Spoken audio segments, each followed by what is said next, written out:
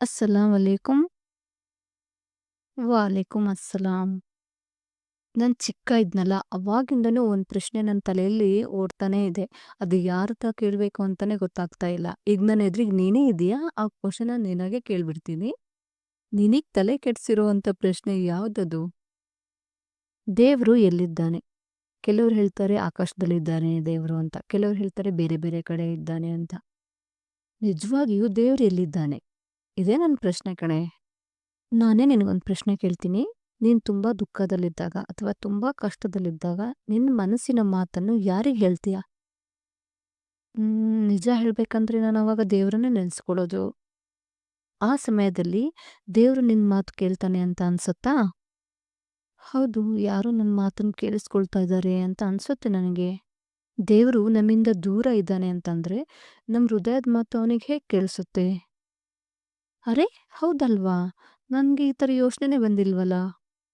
ಈಗಿನ ಕಾಲದಲ್ಲಿ ದೇವರನ್ನು ಬೇರೆ ಬೇರೆ ಕಡೆ ಹುಡುಕಕ್ಕೆ ಹೋಗ್ತಾರೆ. ಆದರೆ ತಮ್ಮ ಹೃದಯದಲ್ಲೇನೆ ಹುಡುಕೋದನ್ನ ಮರೆತು ಬಿಡ್ತಾರೆ. ನಮ್ಮ ಹೃದಯವೇ ದೇವರ ಪ್ರೀತಿಯನ್ನು ಅನುಭವಿಸುವ ಸ್ಥಳ. ಹಾ, ನೀನು ಹೇಳೋದನ್ನು ಸರಿ. ಆದರೆ ನನಗೊಂದೊಂದ್ಸತಿ ದೇವರು ತುಂಬ ದೂರದಲ್ಲಿದ್ದಾನೆ ಅನ್ಸುತ್ತಲ್ಲ. ದೇವರು ದೂರ ಹೋಗೋದಿಲ್ಲ. ಆದರೆ ನಮ್ಮ ಈ ಚಿಂತೆಗಳು, ನಮ್ಮ ಆಸೆಗಳು ಮತ್ತು ಈ ಜಗತ್ತಿನ ಗದ್ದಲಗಳು ಹೃದಯದಲ್ಲಿ ತುಂಬಿರ್ತಾವೆ. ಆಗ ದೇವರ ಸಮೀಪತೆಯನ್ನು ಅನುಭವಿಸಲು ಕಷ್ಟ ಆಗತ್ತೆ ಅಷ್ಟೇ.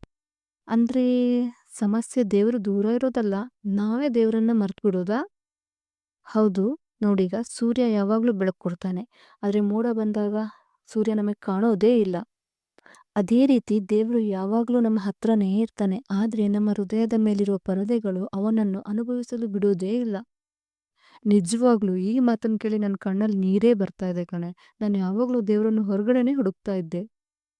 ದೇವರನ್ನು ಹುಡುಕುವ ಅತ್ಯಂತ ಸುಂದರ ಸ್ಥಳ ಅಂದರೆ ನಿನ್ನ ಹೃದಯ. ಆ ಹೃದಯದಲ್ಲಿ ದೇವರ ಪ್ರೀತಿ ಜಾಗೃತವಾದಾಗ ಕತ್ತಲೆ ಕೂಡ ಬೆಳಕಾಗುತ್ತೆ. ಇವತ್ತೊಂದು ಹೊಸ ವಿಷಯ ಅರ್ಥ ಆಯ್ತು ನನಗೆ. ದೇವರು ದೂರದಲ್ಲಿಲ್ಲ, ನಾವೇ ಅವನ ಕಡೆ ತಿರುಗ್ಬೇಕಂತ. ನಮ್ಮ ಹೃದಯದಿಂದ ನಾವು ದೇವರನ್ನ ಕರೆದ್ರೆ ದೇವರು ನಮಗೆ ಖಂಡಿತವಾಗ್ಲೂ ನಿರಾಶೆ ಮಾಡೋದಿಲ್ಲ. ದೇವರನ್ನು ಹುಡುಕಲು ದೂರ ಹೋಗಬೇಕಾಗಿಲ್ಲ.